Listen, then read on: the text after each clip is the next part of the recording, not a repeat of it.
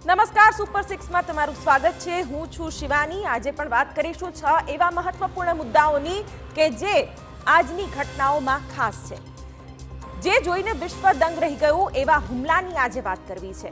આટલા યુદ્ધ થયા પરંતુ જે ટેકનિકથી હિઝબુલ્લાહના લડાકુઓને ટાર્ગેટ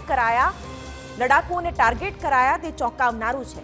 તો વાત કરીશું વિવાદમાં આવેલા ભાજપના સદસ્યતા અભિયાનથી લઈને રાજ્યમાં વધતા અકસ્માત અને નકલીની ભરમારની।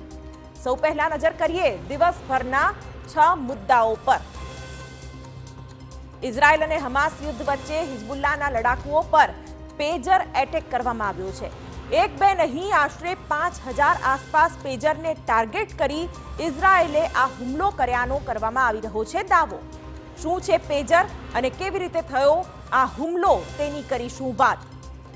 બીજા મુદ્દામાં વાત કરીશું દેશની સૌથી મોટી પાર્ટીના સદસ્યતા અભિયાનની, જેમાં ઇન્જેક્શન લેવા ગયેલા દર્દીને પરાણે બળજબરીપૂર્વક સભ્ય બનવા માટે દબાણ કરાયાનો આક્ષેપ થઈ રહ્યો છે, તેની પણ કરીશું વિગતવાર વાત। ત્રીજા મુદ્દામાં વાત કરીશું રાજ્યમાં નકલીની ભરમારની। ક્યાંક બોગસ ડોક્ટર કરી રહ્યા છે સારવાર, તો ક્યાંક નકલી પોલીસ ફરિયાદીને ખોટા કેસમાં ફસાવાની ધમકી આપીને રૂપિયાની કરે છે માંગ। શું છે આ મુદ્દો એ પણ આપને જણાવીશું।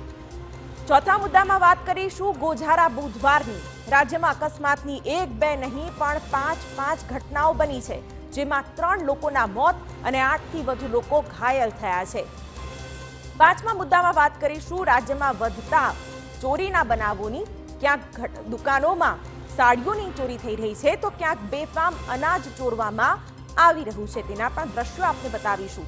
અને અંતમાં વાત કરીશું મધ્યપ્રદેશના શ્યોપુરની, જ્યાં ચાકુની અણીએ સગીરા પર આચરવામાં આવ્યું છે દુષ્કર્મ।